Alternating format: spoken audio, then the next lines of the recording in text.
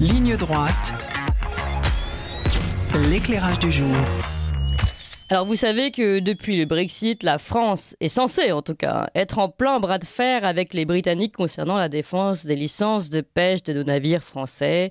Et les Français devaient même menacer de mesures de rétorsion la Grande-Bretagne si celle-ci ne délivrait pas davantage de licences aux pêcheurs français. Voilà, on était dans ce terrain-là de négociation lorsque Annick Girardin a annoncé jeudi dernier un plan d'indemnisation pour les pêcheurs qui perdraient leur licence pour les eaux britanniques.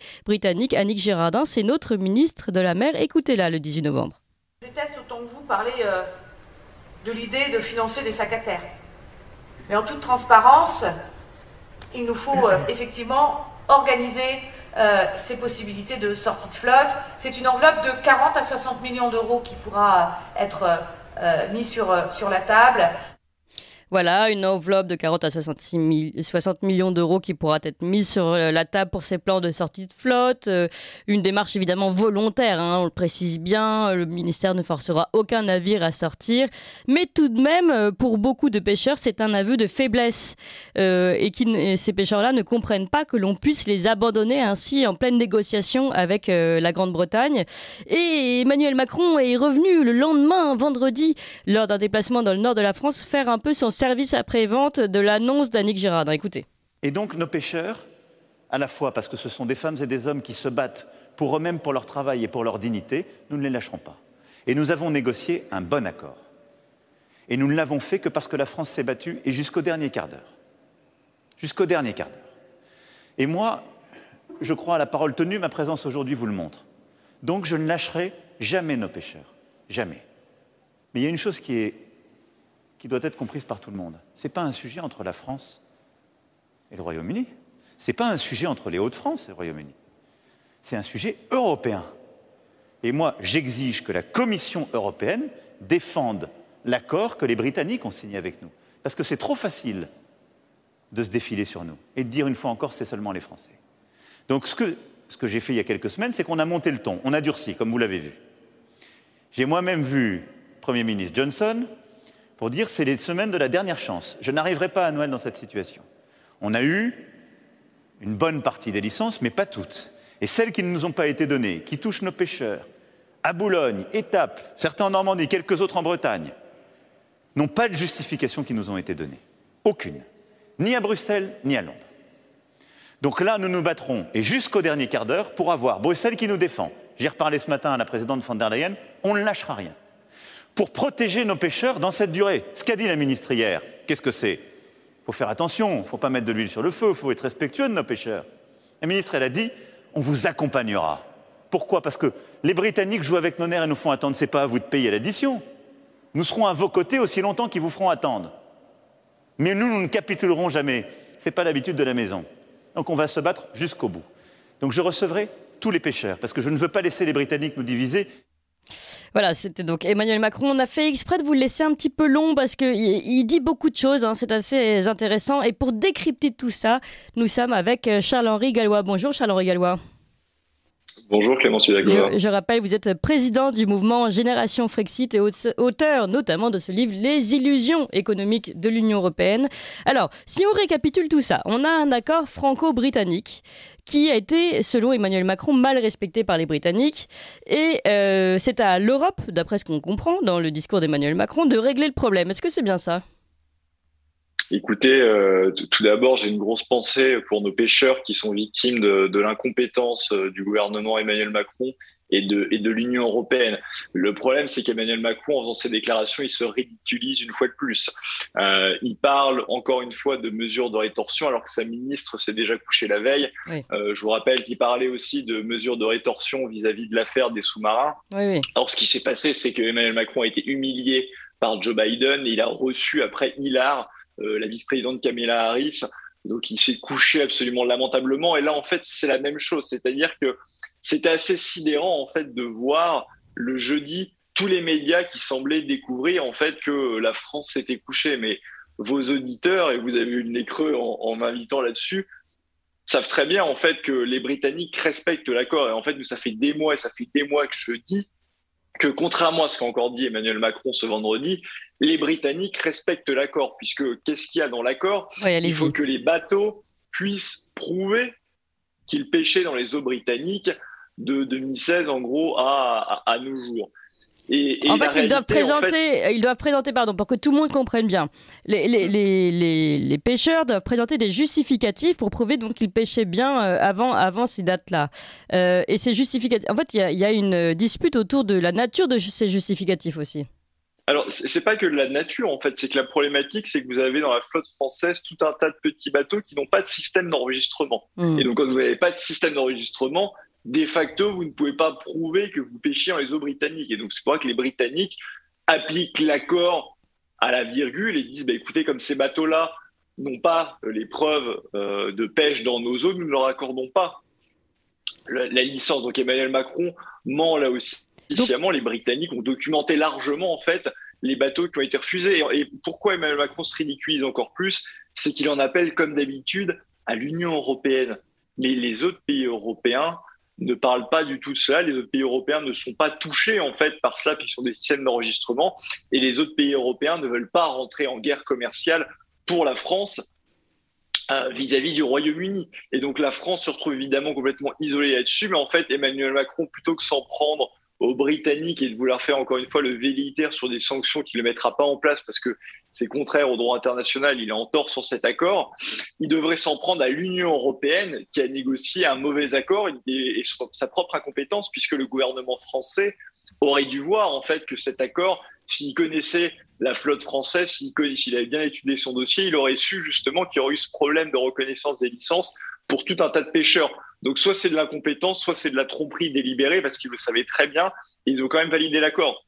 Donc en fait, Emmanuel Macron a absolument tout faux là-dessus, et ceux qui payent les pots cassés là-dessus, ce sont les pêcheurs. Il y a eu une déclaration à ce titre qui était très intéressante du responsable régional de la pêche en Bretagne qui expliquait très bien en fait que nous dit finalement au creux cette décision de Girardin.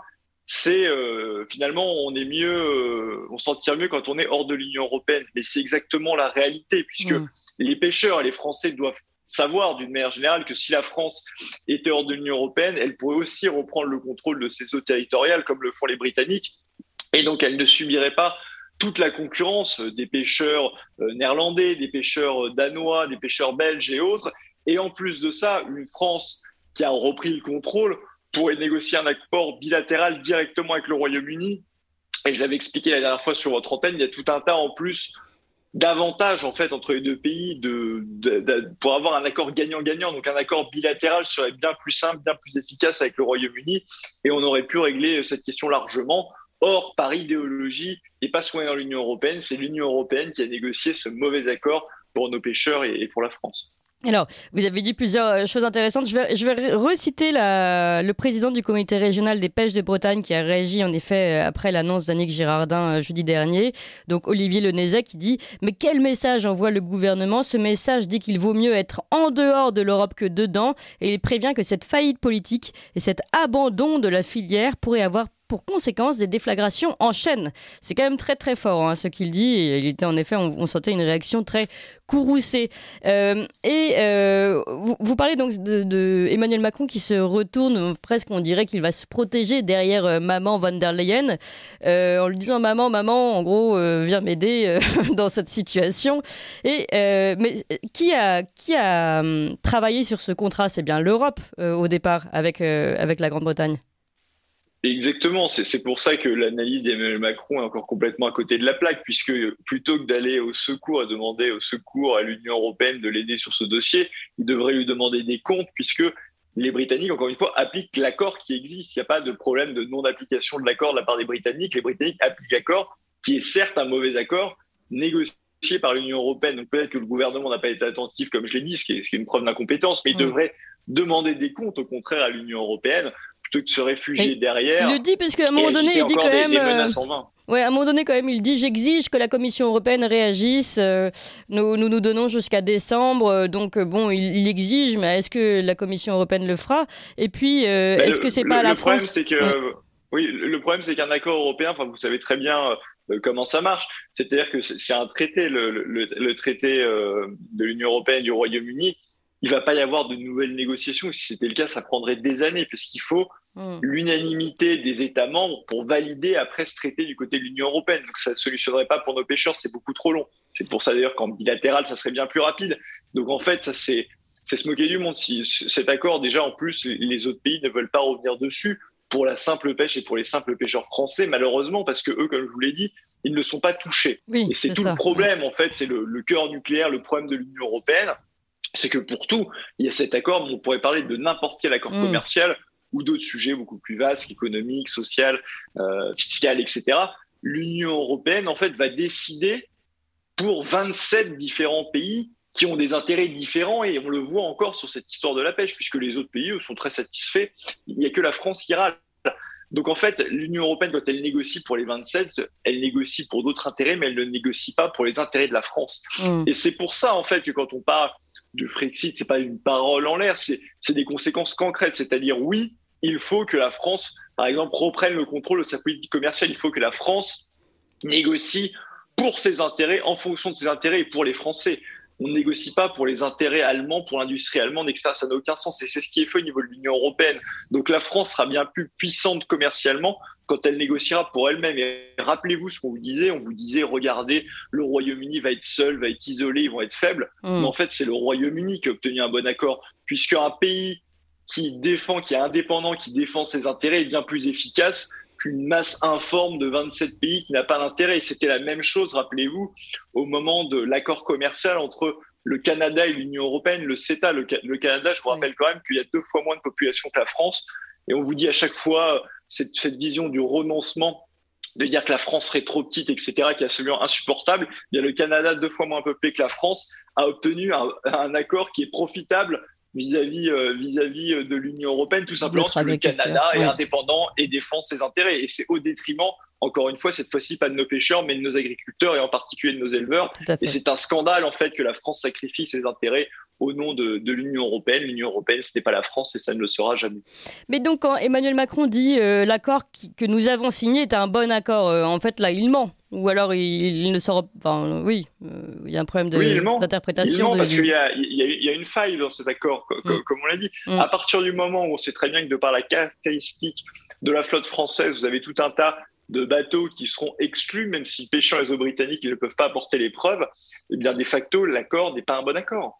C'est aussi simple que ça. Et ça, c'est l'Union européenne qui est à blâmer. Et là-dessus, Emmanuel Macron, je suis désolé, se ridiculise encore. Il se ridiculise d'autant plus quand il fait des menaces, comme il l'a fait pour les sous-marins. Parce que quand on fait des menaces, si on veut être crédible, il faut avoir les moyens de les appliquer. Il faut les tenir. Et vous pouvez les tenir quand vous êtes dans votre bon droit, parce que vous n'avez pas de problème au niveau du droit international. Et donc, en faisant ça, en fait, Emmanuel Macron, comme sur l'affaire des sous-marins, ridiculise la voix de la France. Et la voix de la France sous Emmanuel Macron n'est plus crédible. Et il est grand temps de passer cette page, puisque Emmanuel Macron ridiculise la France. Et de toute façon, comme la France n'est plus crédible, vous le voyez très bien.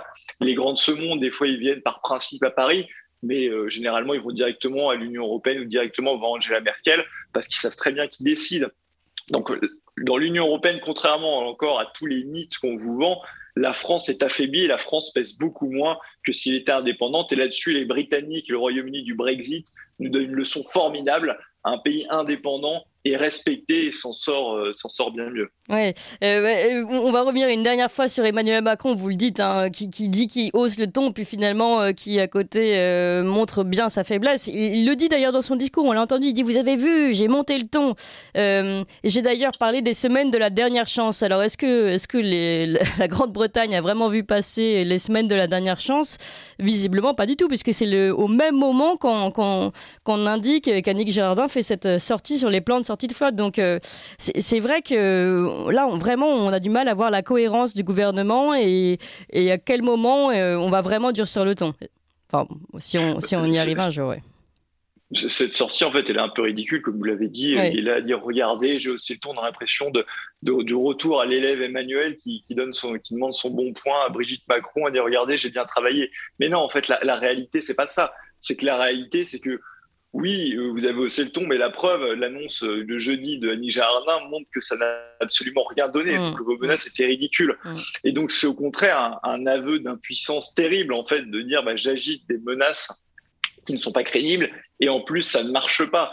Donc honnêtement, cette sortie d'Emmanuel Macron, et on va le revoir, et comme je vous l'ai dit, c'était assez pathétique sur les grands médias, ils avaient l'air de découvrir comment ça ne va pas marcher, parce que les grands médias ont vendu en fait la version officielle d'Emmanuel Macron qui était de dire les Britanniques violent l'accord, c'est un scandale et on va faire des mesures de rétorsion. Ils se sont réveillés d'un coup en disant bon, on va devoir démonter notre flotte. Mais si ils avaient invité des gens compétents qui leur expliquaient ce qu'il y avait dans l'accord et pourquoi en fait les Britanniques le respectaient et pourquoi c'est un mauvais accord, s'ils avaient eu la bonne analyse dès le départ, ils ne seraient pas tombés les nues en voyant ce qui se passe. Et ce qui se passe, nous on l'annonce depuis des mois, Génération Frexit, et c'est une catastrophe malheureusement pour nos pêcheurs français, mais c'était hautement prévisible. Bon, en tout cas, merci beaucoup à vous, Charles-Henri Gallois, et c'est vrai que depuis le début, on vous réinvite, mais parce que vous connaissez particulièrement bien ce dossier, je vous en félicite. Merci encore, et je rappelle que vous êtes président du mouvement Génération Frexit et auteur des illusions économiques de l'Union européenne. Et on continuera de suivre ce dossier des pêcheurs français avec vous. Au revoir, Charles-Henri Gallois. 7h, 9h sur Radio Courtoisie, suivez la ligne droite.